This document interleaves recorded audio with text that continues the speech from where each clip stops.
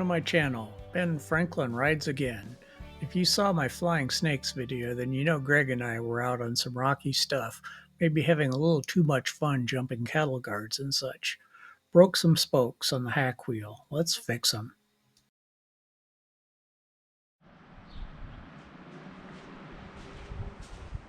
Hey, good afternoon. Why don't you join me in the shop today while we do a little hack wheel maintenance, replacing some broken spokes that seem to have happened out on the rattlesnake ride that's posted in another link here. So anyway, it's a nice day in the shop. It's about 80 degrees Fahrenheit, whatever that is in C, somewhere in the mid-20s. And let's get started. Okay, so let's jack this thing up and I'll show you why we're doing what we're doing.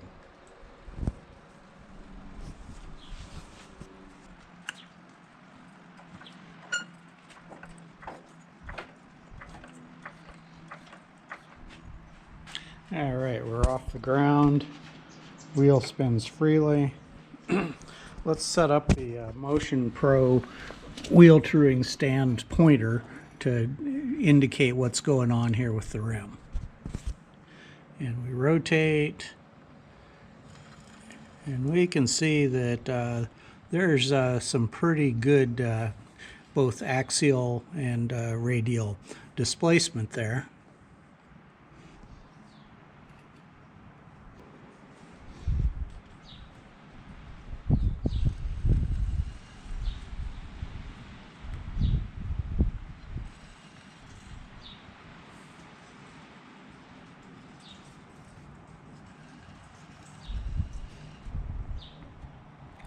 Yeah, if I was eyeballing that, I'd say we got at least 3 or 4 millimeters of run out.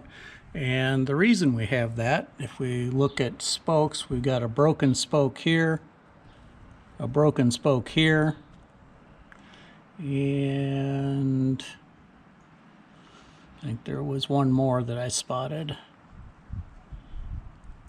and one here.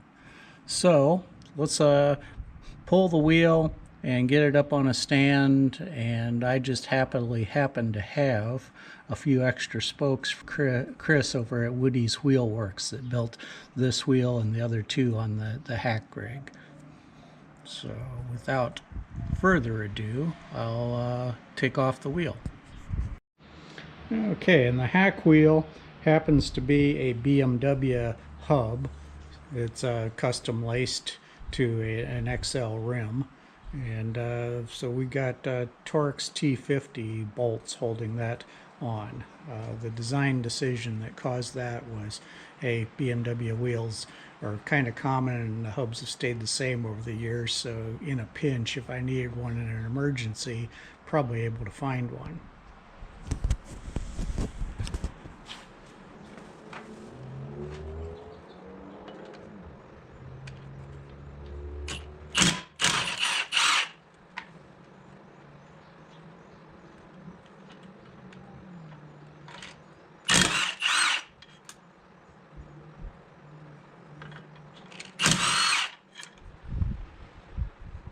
Yeah, old guys like electric tools. Got rid of all my air tools a long time ago.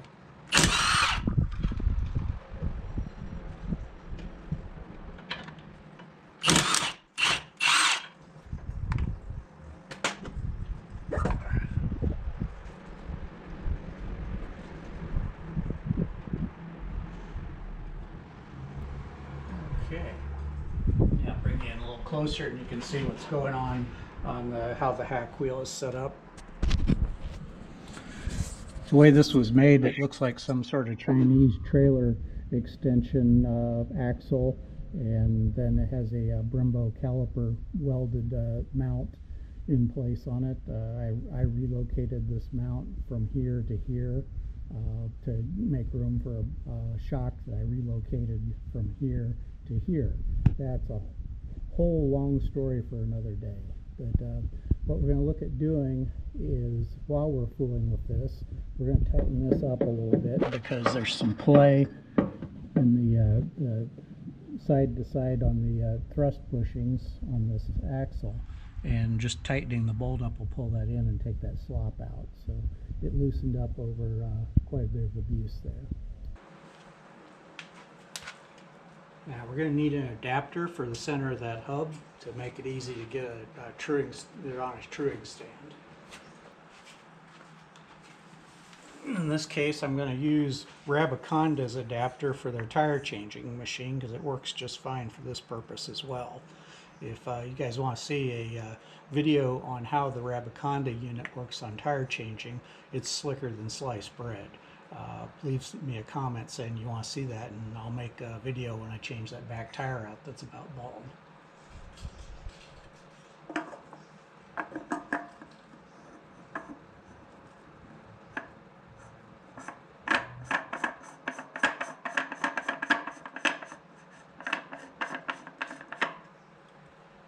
Okay, hand tight, but tight enough. The adapter's in, and now I can put the wheel on a truing stand. I'm going to use the one that my good friend Claude made me because it's actually a pretty much better truing stand than the Motion Pro unit. But we'll use the pointer on the Motion Pro unit just because it's convenient to move it in and out. But the one made by a good engineer over there is considerably better.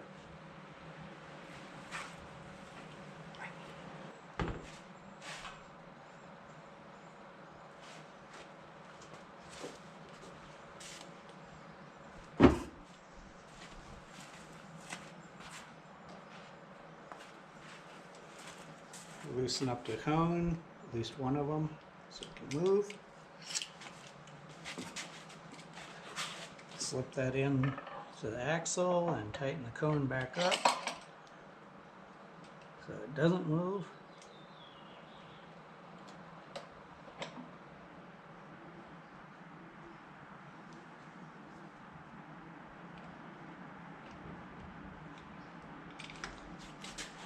And set it on the stand.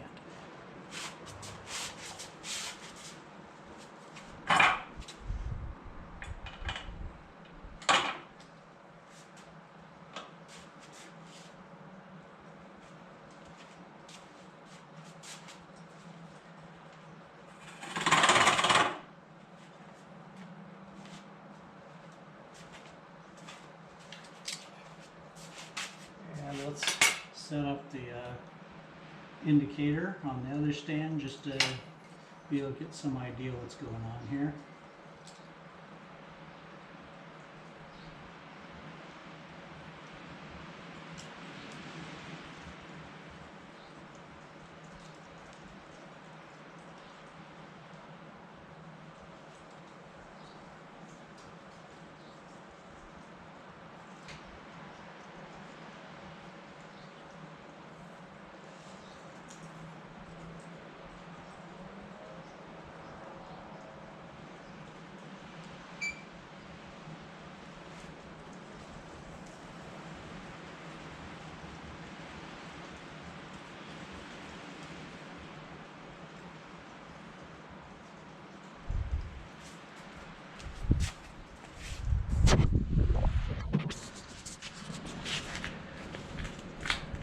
Yeah, plenty of movement in the rim, both side to side and radially as well, you know, in and out. So we will do a little truing once we get the spokes replaced. Again, fortunately, had 6 brand new spokes and 1 sort of usable old spoke here. So let's get to taking the old ones out now. And if I remember right, that process is going to involve loosening and disconnecting 1 spoke next to each of them to be able to get it in and out. So here goes.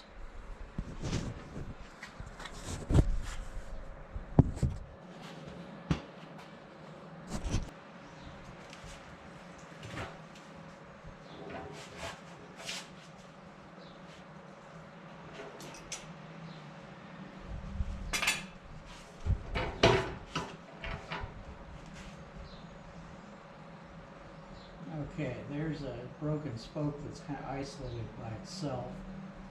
We might be able to work one in there without taking the one next to it loose. Let's try it and see.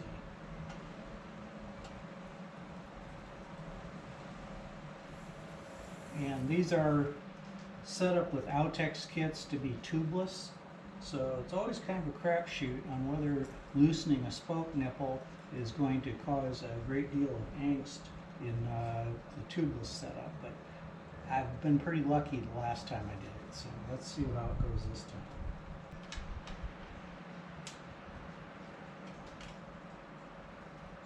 Nice spoke wrench. This one's a 6.8 millimeter wrench, and I've had to do just a little modification. I had to open it up a hair to be able to have it work with these nipples. The spokes themselves are 4.5 millimeter stainless, mostly straight nailhead type spokes.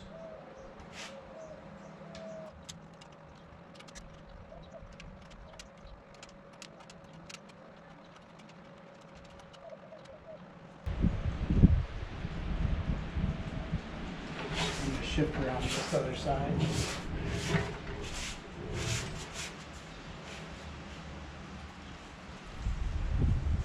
Putting a little tension on the spoke to keep it from pushing the nipple up through the Outex kit.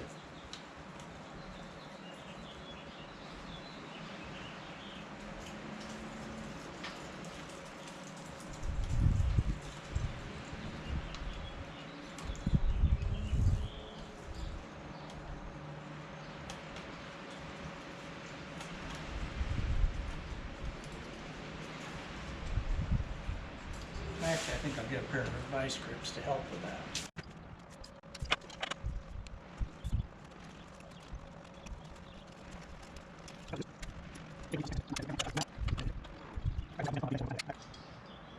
You never know when you need a nice stainless steel spoke to use for filler wire and TIG welding. That's about all it's good for now.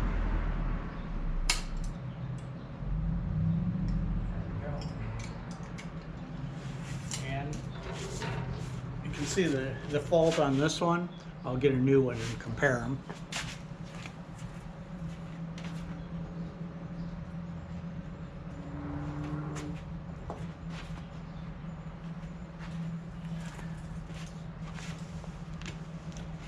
Okay, you can see the new one's got this nice nail head built onto it, and the old one doesn't. That's what popped off when a wheel took a pretty good hit. Probably a side hit jumping around on the rocks, but that has happened before, and this is the fix.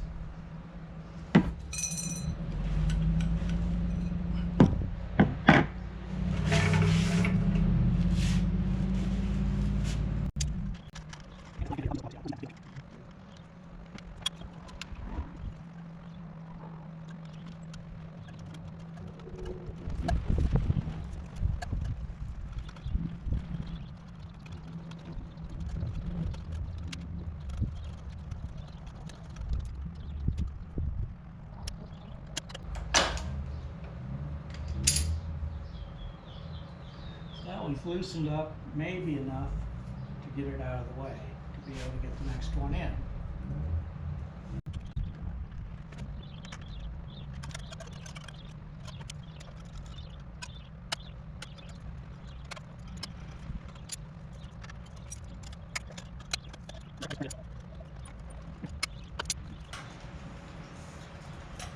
Okay, new spoke in.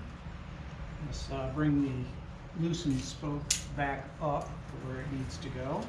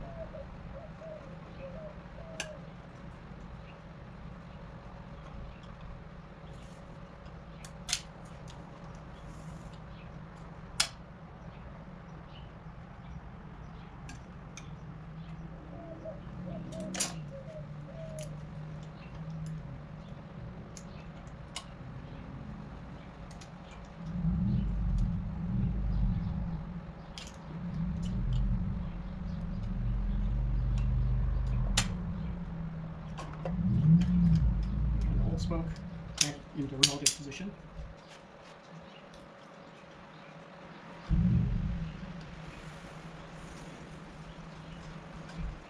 Okay, now let's apply a little bit of Woody's special thread goop that they sent with the spokes to seal the threads, and maybe it also helps keep them from backing out or makes tension properly. We're going to put a drop down the inside of the nipple, maybe a little bit on the spoke itself, make a nice knot, and same on this one.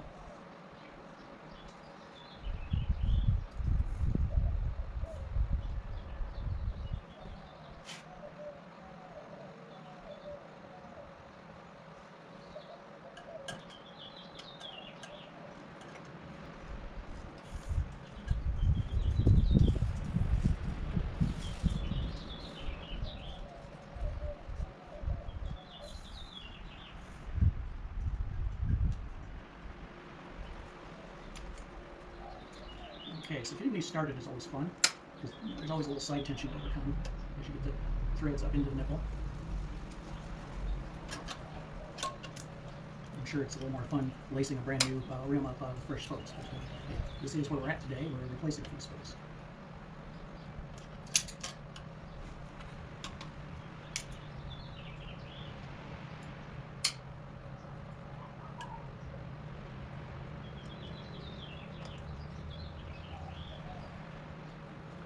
Okay, we might be lucky to be able to start those threads.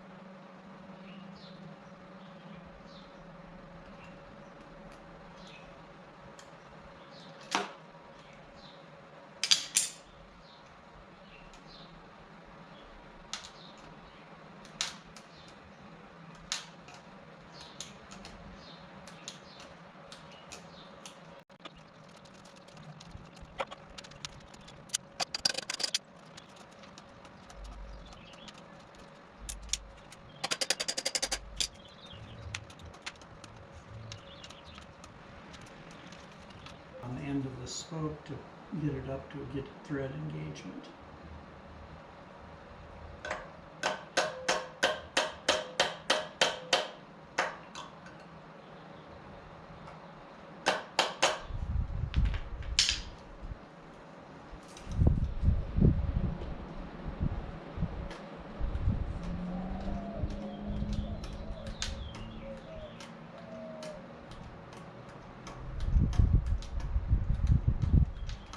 Yes, we have thread engagement, and appears to be threading nicely.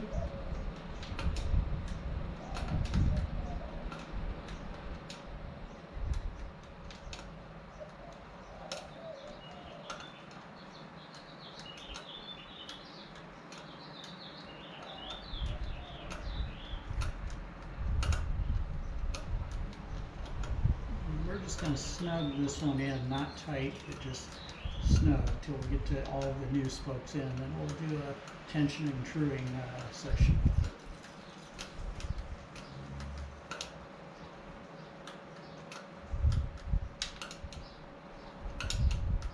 And what I'm looking for is the head to just fully engage into its little socket there, but not make it tight.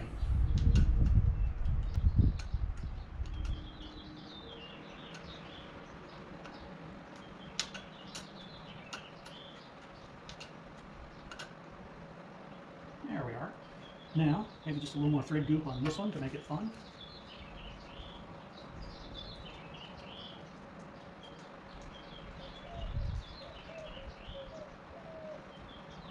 And same thing, get it started.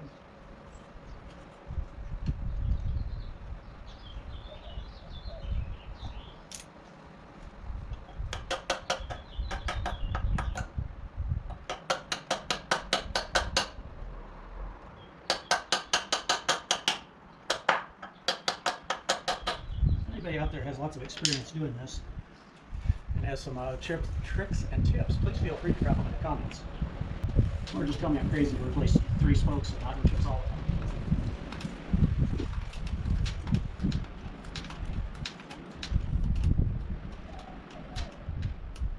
Good thread engagement.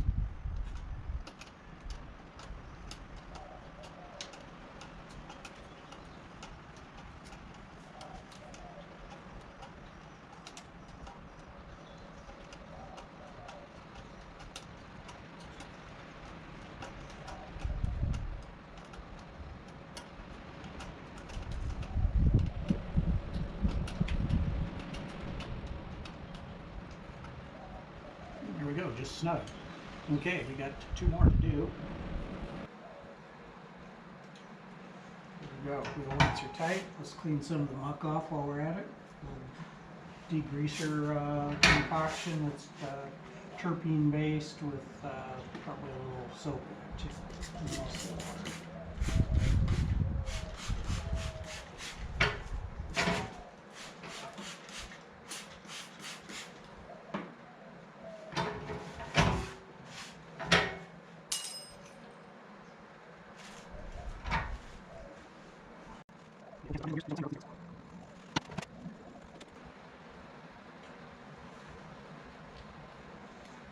Alright, there we go. Wheel is ready to go back on. But before we do that, let's take the slop out of the pivot point on the steering, or on the swing arm for the hack wheel. Here, I'll show you again what I'm talking about.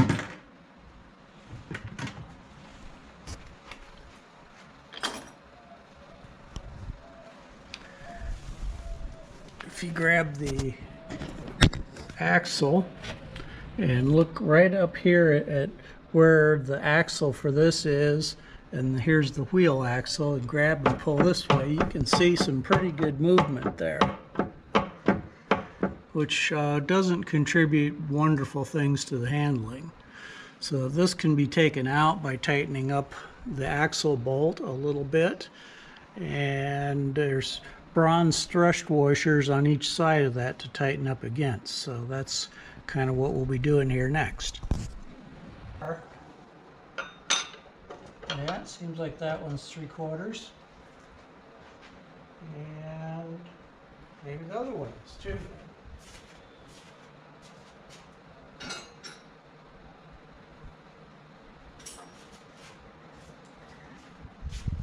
Or we could call it 19 millimeters if it makes you happier. Yeah, I'm kind of over the whole kneeling on concrete sort of thing.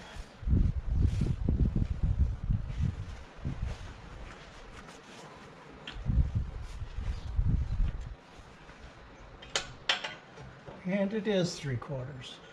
Wonderful.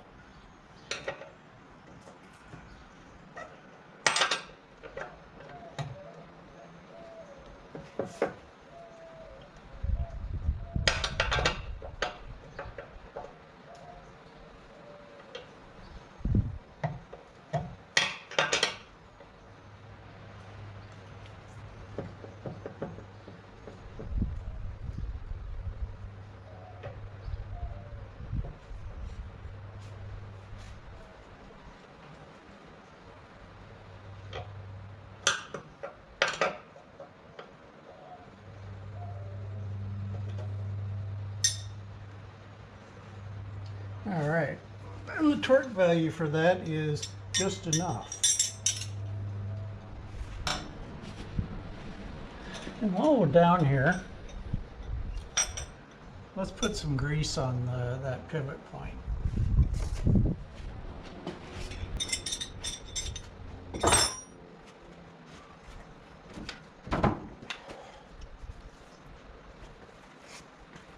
Now, if you've never owned an electric grease gun, don't buy one, because there's no going back. They are pretty cool. Grease zerk is here on the front. I put that in there because I wanted to maintain some grease in this kind of crucial pivot point. Grab the nozzle, whip it around here, shove it on, tight, And let's see. Yeah, and we run a little grease in there until we see some come out on the edge.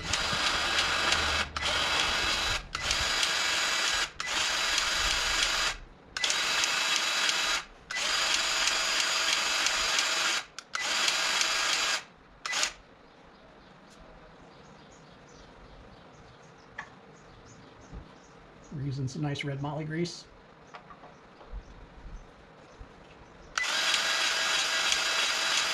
And there we are. We can just see it coming out on the outside of the bearing there, here and here. We're going to give it a little more and flush some of the grit out.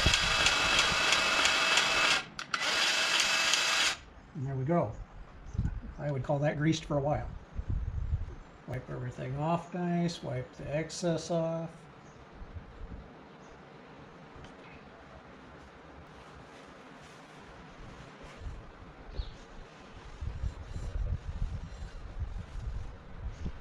Alright, how are the brake pads looking in here? Well, they aren't too bad. They could be worse. Because it's a nice day, and I don't think I'm going to screw with the shock absorber preload today, because it's too damn nice. I want to go for a ride. On with that in there.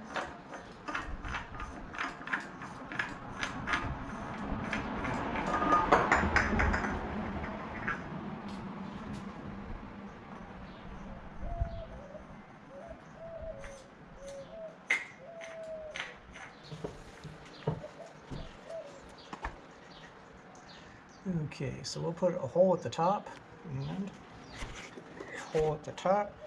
Shove this baby up there. Okay, and now if that was the same size, the bolts would just go in, right? But they aren't, so they don't. You have to give it a little extra help with your foot to get alignment. Find the hole. Find the hole. There's the hole. Okay. Now find the hole in there. Okay, there's one.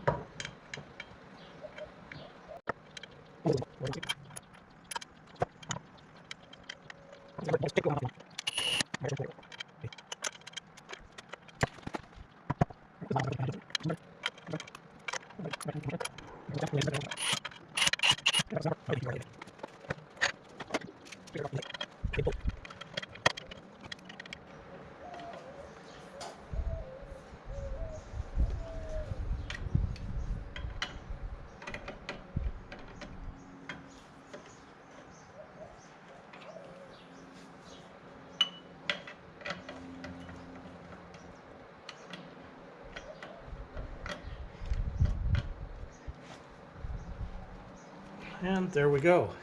It's on there, ain't coming off.